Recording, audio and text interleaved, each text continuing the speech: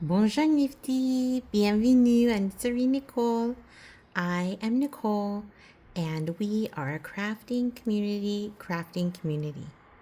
So grab your work in progress, also known as a whip, and let's start our 10-minute crafting break. I recently had to take out some stitches, and so some of these stitches are twisted. So I am knitting, but I'm also flipping the stitches. It's funny because when I first started to knit, and today is the day of our knitting origin story, I couldn't tell if the stitches were on right or on wrong. And someone who's very dear to me and actually kind of taught me how to knit, she was like, "Oh, Nicole, you knit like a Mexican person." Because I guess in Mexico they do the stitches a little bit differently than they do in the US.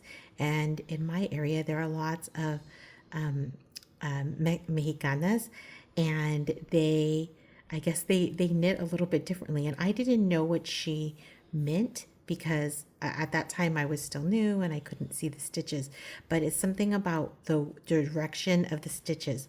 So if you see this stitch, like if you kind of pull it right here, the back is like it leads in the back, but then if you look at it, it's supposed to go this direction. It's supposed to lead in the front.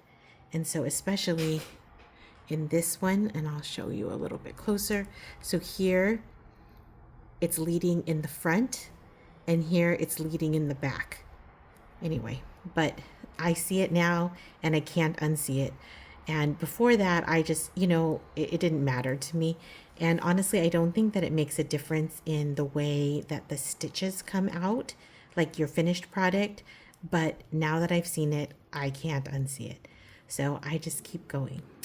Anyway, today I am drinking Italian cream soda, and this is a glass from my mom. And today's episode, let me have cheers to my mom.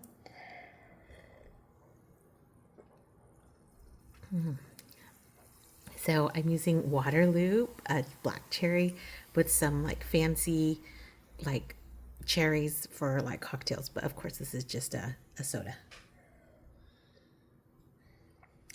Quite lovely. Anyway, today is in honor of my mother. Today would have been her 81st birthday. My mother passed away during COVID, and it's been 4 years now, and I miss her a lot. I think of her so often, and I wish that she was here to just see all the things I've done, to see me dance, to see that I finally started this dream. I've actually been talking about having a knitting shop. And of course, this is just the first step, but I've been dreaming about having a knitting shop for at least 20 years. And so I choose something a little bit more stable. I'm not a big risk taker. I'm definitely a person who works towards something, but I like the security of having a job. I like the health benefits of having a job, and so I continue that and actually really do enjoy my job, but I love knitting and crafting, and it kind of feeds my soul. And I just feel like as a retirement job, because this will be hopefully my business in my retirement, which is why I am starting now, so that when I retire it will be hopefully a little bit further along in life, just like I will also be further along in life. And but I think that building a successful business takes time, takes effort and energy. And right now, I'm just taking a small step. But I have been dreaming about it for a long time. And so I'm very proud of myself for starting this first step. And I do wish that she was here to see it and that she was here to watch our videos together. I know that she actually was pretty crafty herself, especially after she retired from work. And so I feel like she would watch the videos, even though she was not as into YouTube as maybe some other people are. But I feel like she would watch the videos, especially if I sent her a link, and she would craft along. My mother was very crafty. She liked to crochet. She did like to knit as well, but she wasn't as into knitting as she was into crochet. She also was an avid quilter. She did in our home, in my childhood home, she did something called bunko, which I don't know if it's a Japanese art, but she did it when we were living in Okinawa when my father was stationed there because my father was in the military. And it's where you have like a painting and then you punch it with thread and then it kind of paints it but with thread. So she did at least two of those because we still have both of those. She's made so many Afghans. Every couch we've ever had was covered with an Afghan, had one on the back. And you were expected to, not expected, but you wanted to. You wanted to, as soon as you sat down, grab the Afghan, cover yourself up.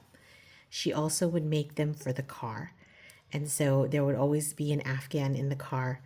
And back then, or maybe not everyone, but back then I feel like people were more flexible about their cars. And so the cars always had kind of an odor of old French fries.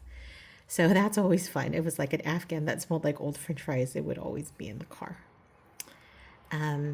My mother was worked for the military in a civil service position, and she started out as a secretary, and she worked without a college education.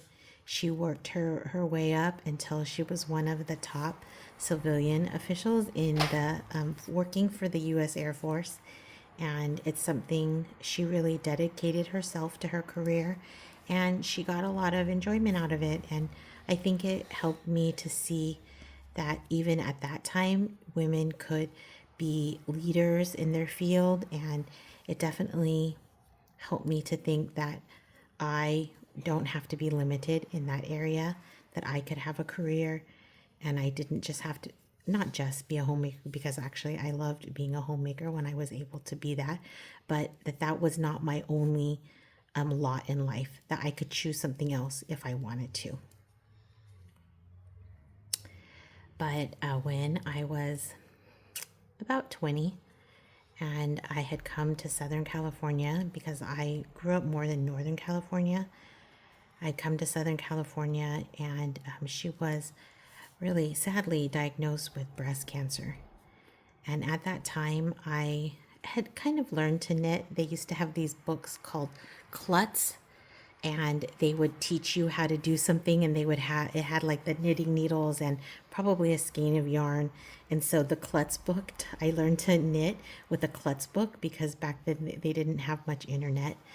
And I kind of knew what I was doing. But when my mother was diagnosed with breast cancer, I started a prayer shawl with a group of ladies at my church who knitted.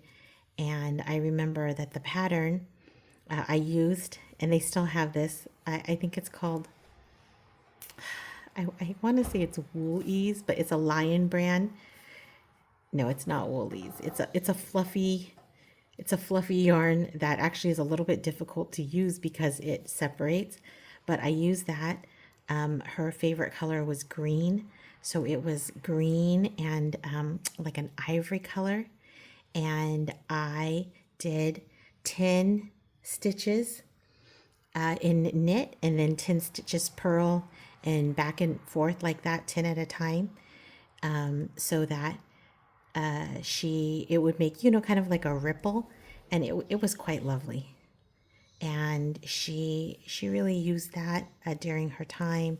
She had to do radiation therapy, and fortunately she was able to recover from that, and her cancer was in remission. It did come back again about 10 years later, but after she had a double mastectomy at the second time, and that's not the reason that she passed away.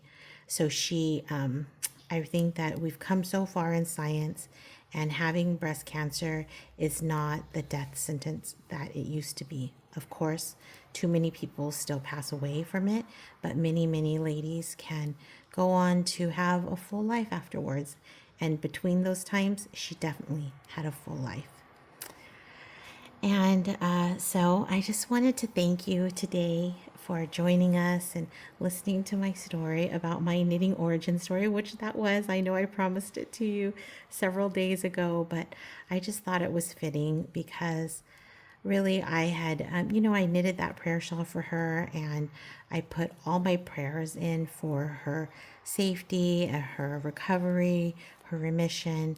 And it just, kind of shows how knitting can be really therapeutic. So if you enjoyed your 10-minute crafting break and feel just a little bit more peaceful after spending time in community with other Nifties, then I hope that you'll like this video and share it with someone that you think might benefit from this time too. Head to our threads and please post your picture of your progress for today. A viento.